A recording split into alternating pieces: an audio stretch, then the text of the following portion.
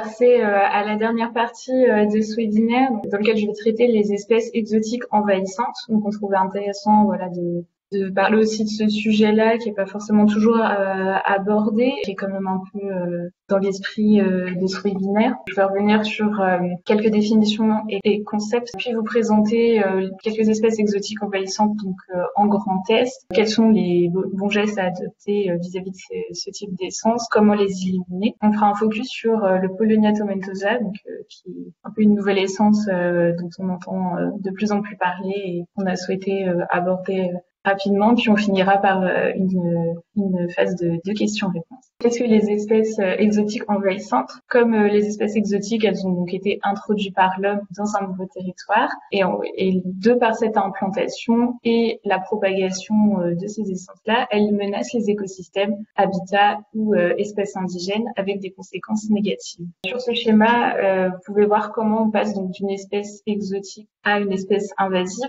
Donc, il y a différentes barrières qui sont sautées donc par l'espèce. Donc, la barrière géographique dans un premier temps, donc lors de l'introduction de l'espèce par l'homme dans un nouveau territoire. On parle de barrière environnementale, donc c'est quand l'espèce elle devient occasionnelle, elle a réussi à s'implanter localement.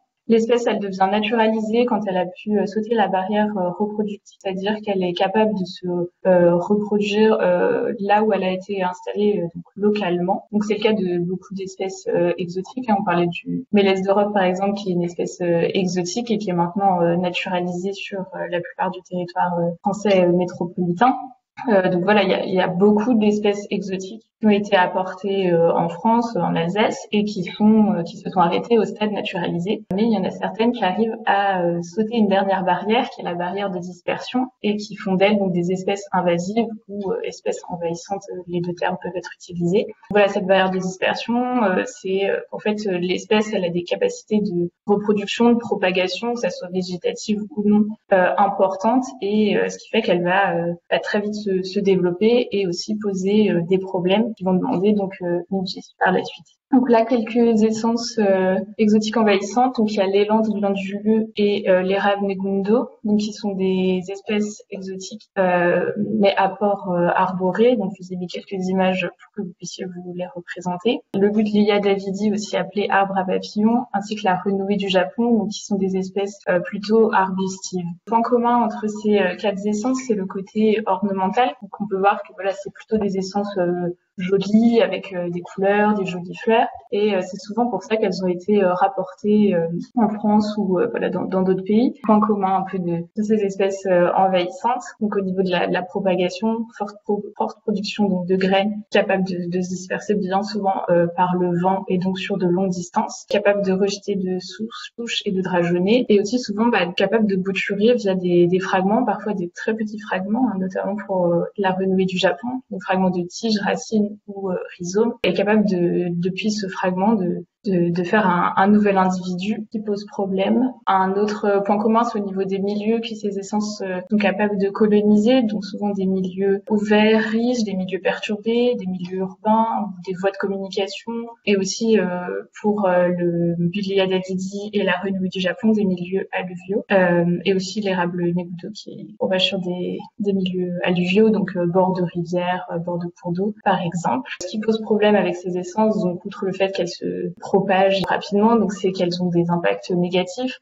donc parfois au niveau des pollens qui sont allergisants. Bon, d'autres espèces plus classiques le font aussi, mais c'est vrai que chez les essences exotiques envahissantes, c'est souvent un point commun. Et par exemple, les langues glanduleux, au niveau de l'écorce, les feuilles et la sève, elles provoquent des irritations cutanées, donc un peu poser problème, par exemple, lorsque cette essence est présente dans le milieu urbain. Au niveau de la biodiversité, bien sûr, ça pose problème puisque c'est sur les milieux qu'elles colonisent, ces espèces vont concurrencer les essences indigènes, ou du moins qui sont présentes naturellement ou alors qui sont désirées présentes, et elles vont prendre place, voire un peu les étouffer, et ça passe aussi par des modifications au niveau du sol, des sécrétions de molécules qui vont faire dépérir d'autres essences. Voilà, et parfois même jusqu'à gêner des activités plus anthropiques, comme au niveau des voies de communication, des cultures, des espaces verts. Quand on a des mattes importantes qui sont créées, par exemple, de rugby du Japon, donc sur des bords de cours d'eau, ça peut poser problème d'accès aux cours d'eau pour les pêcheurs, par exemple, ou lors de promenades. Donc, voilà les points communs de ces espèces exotiques envahissantes. Je vais maintenant venir sur une espèce exotique classée envahissante dans le Grand Est, qui est le robinet Phosacacia, qui est certainement bien connu par vous tous, mais qui pourtant c'est une essence sur laquelle il y a un peu une ambiguïté. Elle présente de nombreux points positifs qui sont listés ici. Donc elle est déjà présente en Alsace depuis un certain temps. Elle a été importée, c'est bien une essence exotique, mais c'est vrai qu'elle est présente dans le milieu forestier, donc en Alsace. Elle a des avantages, donc comme la fixation d'azote atmosphérique, et qui permet donc de rendre disponible l'azote atmosphérique. Il est donc capté par le robinet et il est rendu disponible au niveau du sol. Il peut profiter à d'autres espèces présentes. C'est une essence qui est éligible aux subventions publiques du Grand Est et d'autres subventions. Au niveau des débouchés et de la transformation, donc c'est un bois qui est réputé imputrescible et très durable. Donc il est notamment utilisé pour des mobiliers extérieurs et donc il y a un marché qui existe, notamment aussi ici en Alsace, qui permet de pouvoir faire quelque chose donc avec ce bois de robinet. C'est aussi un arbre mellifère, donc il fait de très jolies grappes de fleurs qui sont appréciées par les abeilles. Et en même temps, c'est quand même une espèce qui est classée comme invasive en Est et dans d'autres régions. Cette caractéristique invasive, envahissante, elle lui est due au fait que c'est une essence qui bouture et qui rejette facilement. C'est vrai, quand on voit sur des parcelles, le robinet il se développe très vite, et donc une fois qu'il est installé, c'est un peu difficile de le faire reculer, même s'il a un ombrage léger, donc il permet quand même au sous-étage de pousser, mais voilà, il a quand même ses caractéristiques d'envahisseur et de colonisateur des milieux ouverts. Il y a quelques bons réflexes à adopter, puisqu'on a vu qu'il y avait beaucoup d'avantages, donc c'est dommage de se priver de cette essence, et de toute façon elle est déjà présente. Autant suivre un certain nombre de règles pour essayer de limiter le caractère envahissant de cette essence. Par exemple, éviter des plantations de robinets proches de cours d'eau ou de voies de communication, qui vont favoriser la dispersion de ces graines longue distance. Que contrairement à d'autres essences exotiques envahissantes, les graines de robinet, elles se dispersent pas forcément directement sur des longues distances, puisqu'elles sont quand même assez lourdes, mais s'il y a des voies de communication, ça va permettre tout de suite de se disperse à longue distance. Éviter sa plantation proche d'habitats favorables à sa colonisation, que ça soit des jachères, des friches, des coupes à blanc. Donc quand on a une parcelle de robinet, il faut éviter des coupes à blanc proches de cette parcelle, puisqu'elle risque de se faire coloniser par le robinet, ou alors proche d'habitats sensibles, prairies extensives, pelouses sèches, des habitats souvent classés Natura 2000. Il faut pas planter de robinet proche de ce type d'habitat, puisqu'il pourrait les coloniser. Aussi favoriser l'érosion de la biodiversité de ce type de milieu, et garder en tête que quand on a une parcelle où il y a déjà du robinet, ou alors qu'on veut en planter, le robinet va être présent un certain temps. C'est une essence qui rejette de souche, donc qui est un peu difficile à épuiser si on veut planter autre chose, mais c'est tout à fait possible tout de même. Je voulais aussi présenter rapidement deux autres essences sur lesquelles il y a un peu une ambiguïté parfois quant à leur caractère invasif.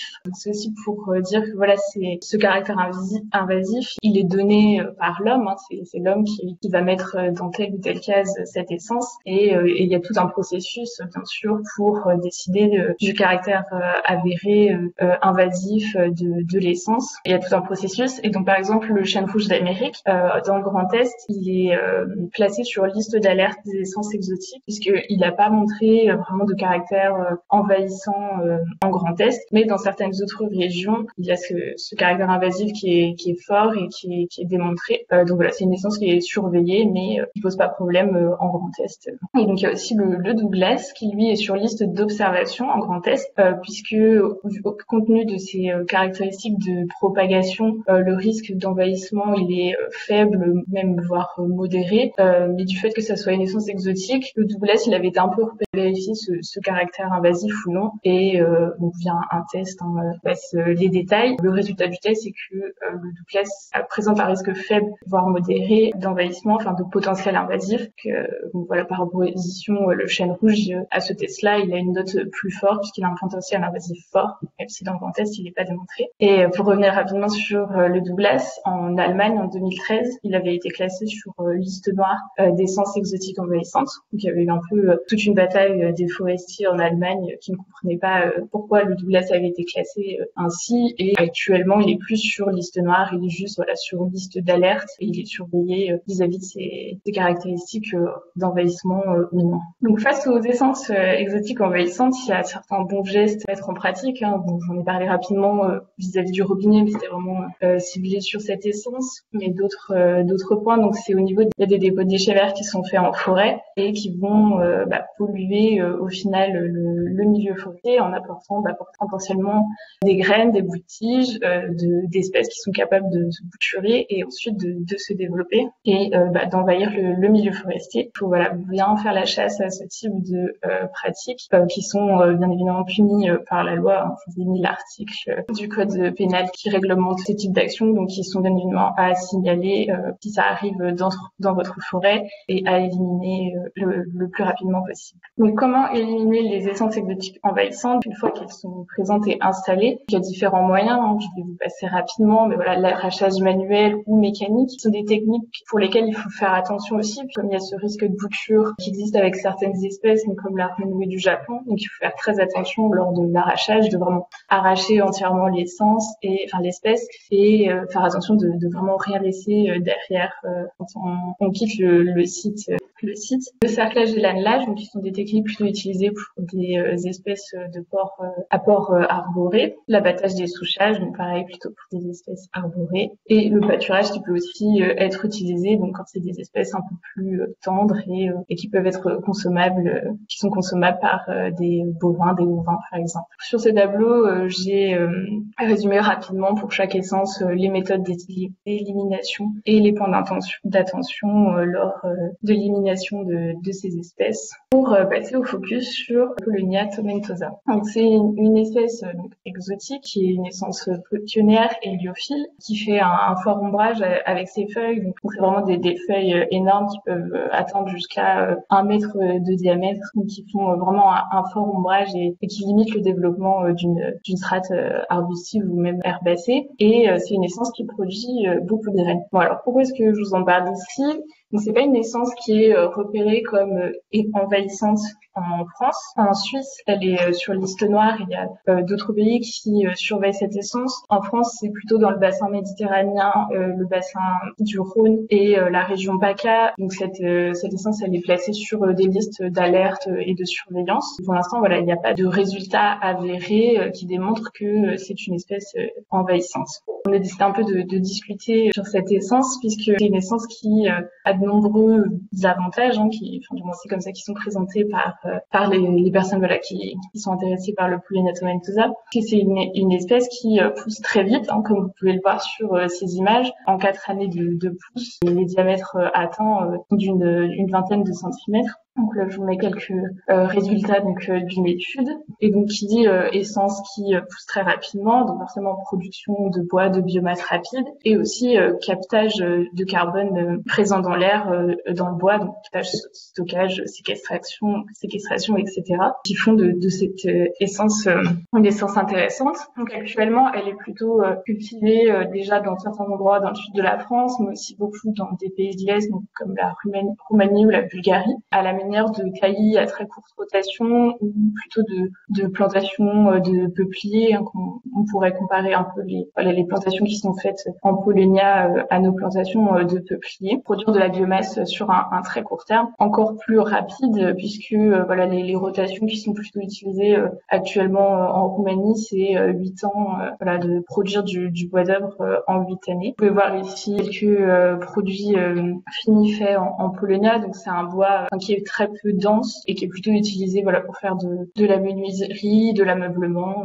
des planches de surf par exemple. Sur le colonial, on en entend de plus en plus parler, même nous en tant que chambre, on a parfois des questions sur cette essence. Mais pour l'instant, pas vraiment de positionnement non plus, puisque comme je vous dis, il n'y a pas d'études qui prouvent son caractère invasif, même si il y a un certain nombre d'alertes qui sonne un peu dans nos têtes quand on entend les caractéristiques écologiques de cette essence. Et en France, et même en Alsace, si je me trompe pas, elle est plutôt utilisée comme haie agroforestière ou voilà haie ornementale. C'est un arbre qu'on trouve aussi dans le milieu urbain, un arbre à fleurs, donc mellifère et intéressant pour les abeilles et les apiculteurs, mais qui en même temps connaît rien de cette essence. Elle n'est pas fichée au niveau des MFR. Donc voilà, toujours prudence avec les essences exotiques, puisqu'on ne sait pas qu'elles peuvent cacher au final. Donc il y a beaucoup d'éléments de bibliographie sur ce sujet qui est assez intéressant. Je vous invite à vous renseigner si ça vous intéresse, les espèces exotiques envahissantes. Il y a beaucoup de documentation sur Internet ou ailleurs sur le sujet. Et donc je vous remercie de votre attention, puis on va prendre les questions que vous avez pu avoir. Merci Camille. Alors effectivement, il y a de nombreuses questions dans le chat. Bernard Vosges va replanter beaucoup de robiniers en zone domaniale alors que vous le déclarez invasif. Comment comprendre? Voilà, comme je l'ai dit, c'est une essence sur laquelle il y a une ambiguïté. Elle est beaucoup utilisée par les forestiers et en même temps, donc, elle est classée invasive. Il faut savoir que la réglementation au niveau des essences invasives, envahissantes, il y a un certain nombre d'essences qui sont classées donc exotiques, envahissantes au niveau de l'Union européenne et pour lesquelles il y a une réglementation et une restriction à la vente. Le robinet donc n'en fait pas partie, il n'est pas repéré au niveau de l'Union européenne, mais ensuite chaque pays a lui-même sa propre liste d'essences envahissantes, mais il n'y a pas encore de législation vis-à-vis de ces essences. Il peut y avoir par contre plutôt des arrêtés préfectoraux ou autres quand ça pose vraiment problème sur certaines essences, mais voilà, l'arbre à papillon c'est une espèce qu'on peut toujours trouver en jardinerie pour planter dans son jardin, alors qu'elle est classée exotique envahissante. Donc voilà, il y a un peu aussi cette ambiguïté autour du robinet. Comme je l'ai dit, il y a des consignes de gestion à bien suivre pour limiter son potentiel invasif. Autre question sur le Paulownia, n'y a-t-il pas risque d'appauvrissement du sol, surtout en courte rotation? Alors je suis pas spécialisée vraiment sur le sujet, mais en effet je pense qu'il y a un certain nombre d'impacts, que ce soit sur le sol, du fait que ça soit de la rotation très rapide, très très rapide. C'est vrai que le Paulownia tomentosa et ces modes de culture, voilà, c'est très peu connu en France, hein, même sur le sujet, c'est plutôt dans les pays de l'Est qu'on voit un fort essor de cette essence qui est en train de un peu arriver doucement en France. Mais oui, il y a en effet un peu cette question sur l'épuisement des ressources du sol. Quels sont les débouchés actuels pour le Paulownia?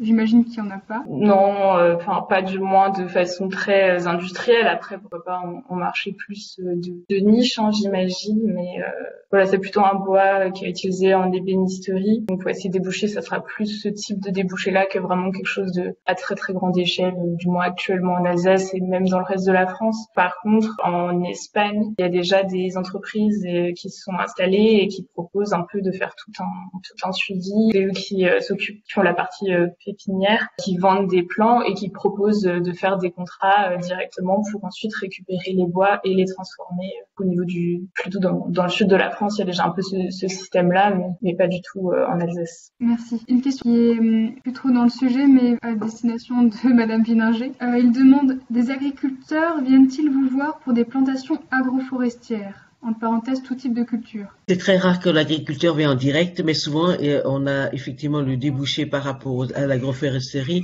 mais c'est via les associations ou par Cosilval, effectivement. Mais en direct, on a très peu de demandes. Mais il y a une demande, effectivement, mais un peu par d'autres voies. Merci. Si vous vous rappelez, j'avais fait l'introduction en 2021. Donc avec tout ce qu'on vous a présenté, on se retrouve presque en 2100.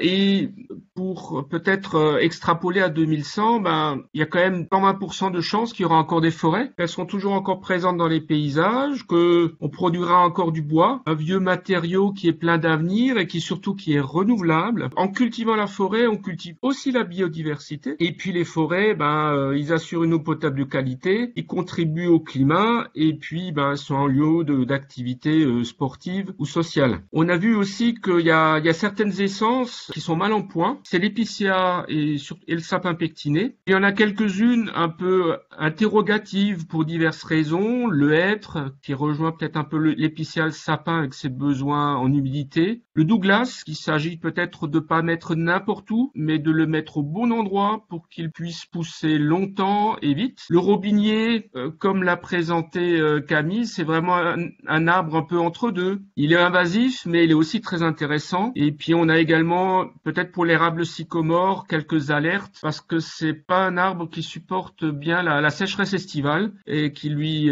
provoque une maladie. Par contre, on a quand même en Alsace quelques fondamentaux qui sont là, que ce soit le chêne, le pin sylvestre, le tilleul, l'érable plane. Vous avez un gros spécimen un peu en arrière-plan. Et ceux-là, ils sont quand même bien présents dans la région, et ici dans le Grand Est. C'est quand même un peu un squelette pour nos forêts, qui est plutôt comme vous avez pu le comprendre un peu avec ce carrefour génétique qu'on a dans le Grand Est entre les différentes provenances de chênes, qui est quand même un peu une garantie que c'est une essence plutôt d'avenir, qui sera toujours là. Donc voilà, des petites conclusions. Notre gros chêne qui va peut-être encore nous accompagner 80 ans, même s'il en a certainement celui-ci déjà 200 ans. Et pour aller au-delà de cette présentation, je vous rappelle peut-être pour à nouveau parler des essences de demain, une réunion cette fois-ci à l'automne dans la vallée de la Bruche le 24 septembre, mais qui sera dans la forêt où vous pourrez en tout cas voir et toucher et échanger avec des propriétaires sur certaines de ces essences, pas toutes, mais où vous pourrez vraiment vous immerger dans certaines de ces forêts. Voilà une petite conclusion qui reste ouverte avec des questions ou des débats si vous voulez les poursuivre. Merci beaucoup Claude. Est-ce que le liquide en barre est un arbre du futur? Alors le liquide en barre est un peu comme le Paulownia, plutôt un arbre d'ornement. Il a un feuillage très rouge-orange qui est très joli à l'automne. Il y a eu des plantations plutôt à visée forestière, très modestes. Je connais pas exactement son écologie. Il me semble que c'est quand même un Américain qui est un peu dans la région des Grands Lacs. Mais Non, je me permets d'intervenir là. Dans le sud-ouest, il y a pas mal de plantations, y compris d'ailleurs dans les Landes. Il y a eu quelques introductions. C'est un arbre qui pousse relativement vite, au moins dans le jeune âge. Il drageonne pas mal, naturellement. Donc, de manière, laisse des caractères un peu d'invasion aussi par le drageonnage. Dans l'air naturel, il va jusqu'en Amérique centrale. Hein. C'est des Appalaches, disons, jusque presque au Guatemala. Vous en retrouvez encore en altitude, hein, dans le sud du Mexique. Et je pense que ces exigences, mais au moins sûres là, ces exigences sont importantes. Dans tous les cas, dans le sud-ouest, les quelques peuplements que j'ai vus de plantations, hein, au-delà des plantations, disons, à but ornemental, semblent prometteuses. Et je peux confirmer effectivement que le liquide en barre, on a toujours fait en pépinière, mais au niveau ornemental. Et aujourd'hui, on va réellement arriver à une demande pour le forestier. Et le ONF notamment fait des contrats de culture avec le liquide en barre. Alors la question, je ne sais pas la qualité du bois. Je peux vous répondre. Donc aux États-Unis, enfin en Amérique, il est en tout cas plutôt utilisé en menuiserie, hein. Et puis il est même, comme c'est un bois qui peut être figuré, donc qui est joli, il est même utilisé un peu comme faux noyer, parce qu'il ressemblerait un petit peu au bois de noyer commun. Donc on est plutôt dans un bois de menuiserie, d'ébénisterie, plus qu'un bois de structure, hein. Merci pour vos remerciements dans le chat. Donc merci pour vos retours. Merci à tous, je pense qu'on peut clore cette webconférence.